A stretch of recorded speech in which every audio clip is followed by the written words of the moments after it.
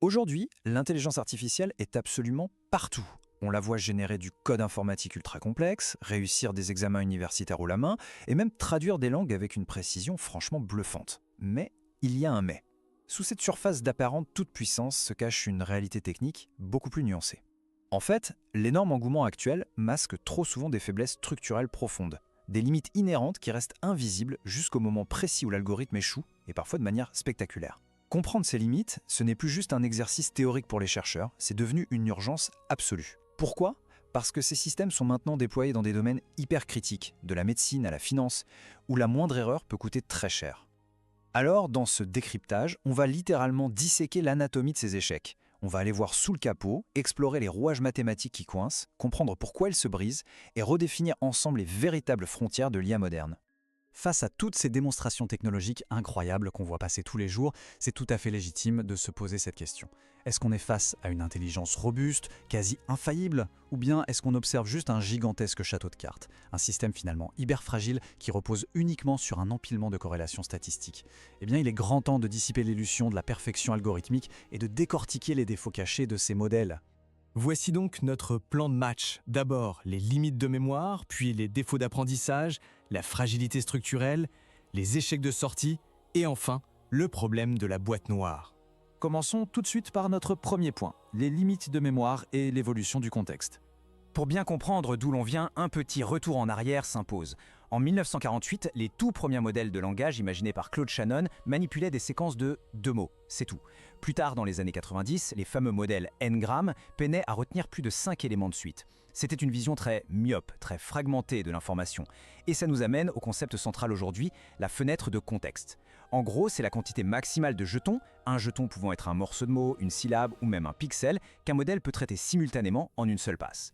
Pour imager la chose, pensez à la lecture d'un roman policier. Si votre mémoire à court terme ne retient que les 5 derniers mots lus, c'est mathématiquement impossible de faire le lien entre l'arme du crime découverte au premier chapitre et le mobile du tueur révélé à la toute fin.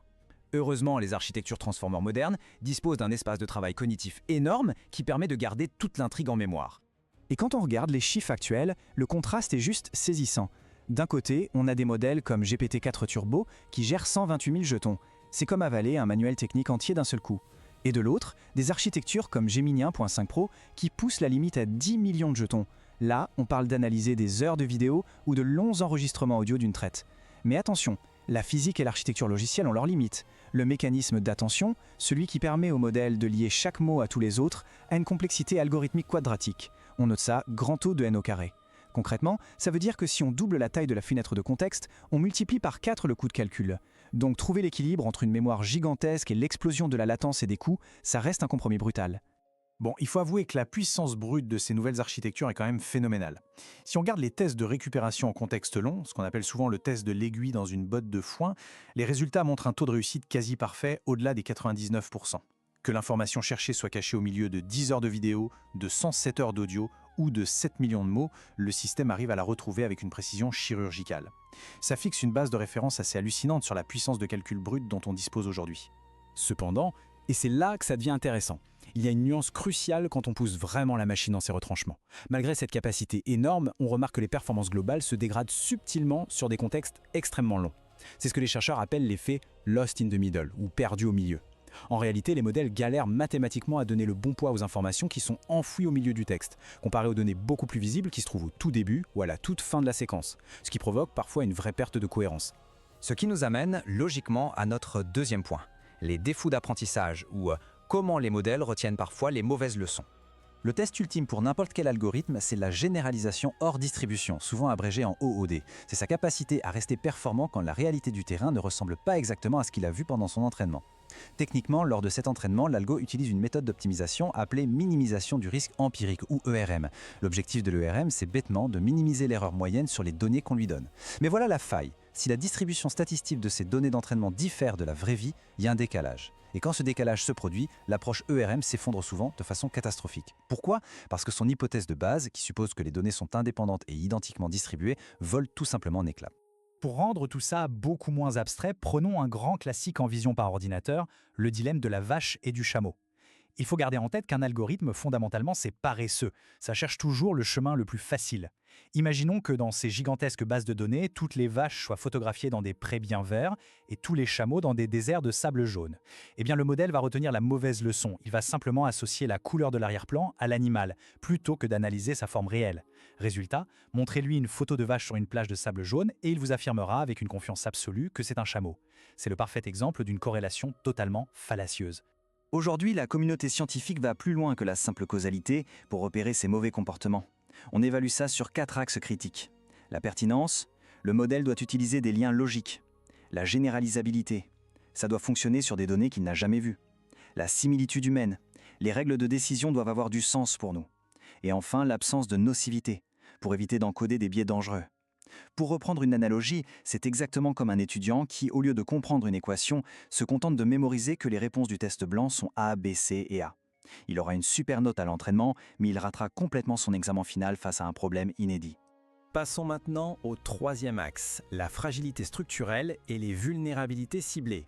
En 2015, une étude de l'EPFL a vraiment secoué le milieu.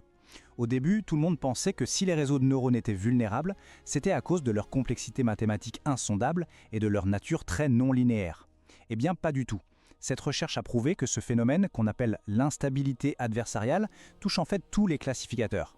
Ça vient tout simplement d'un manque de flexibilité de l'algorithme par rapport à une tâche de classification qui est à la base extrêmement difficile.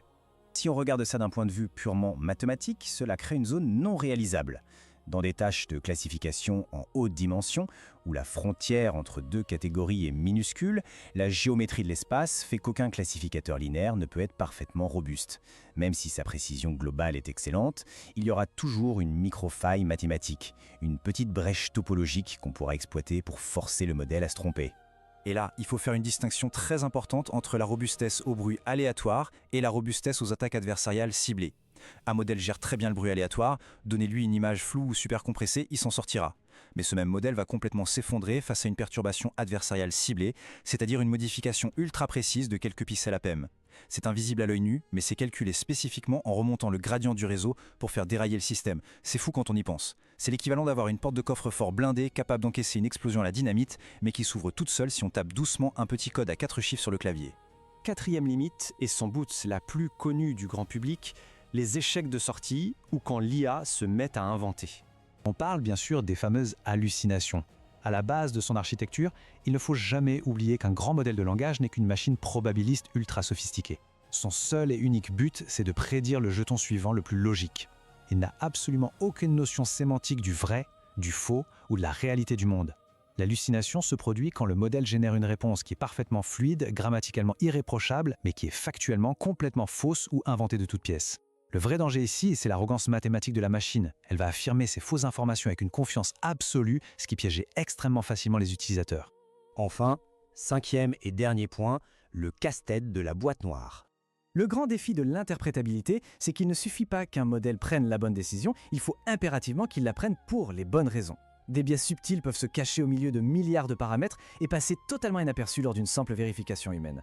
Et c'est là qu'on touche à un vrai paradoxe qui donne des sueurs froides aux chercheurs. Si on entraîne spécifiquement un algorithme pour qu'il nous donne de jolies explications rassurantes dans son interface, on risque en fait de lui apprendre à cacher ses vraies motivations. Au lieu de rendre le système transparent, on finit par l'optimiser pour qu'il nous baratine avec des justifications complètement fausses mais super crédibles. Pour conclure cette session, parlons de l'avenir et de la route vers une IA vraiment digne de confiance. Si on récapitule, l'anatomie des échecs de l'IA, ce n'est pas de la magie noire, ce sont des facteurs mathématiques très clairs. Premièrement, il faut concevoir des systèmes qui respectent ces fameux seuils de mémoire pour éviter la perte d'informations. Deuxièmement, on doit traquer sans relâche les corrélations fallacieuses liées aux hors-distributions.